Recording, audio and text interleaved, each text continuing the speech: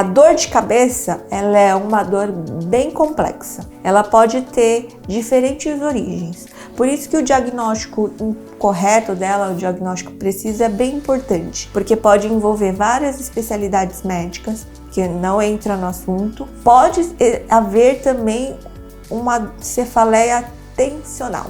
Então, onde está localizada essa cefaleia tensional? Nas extremidades, né?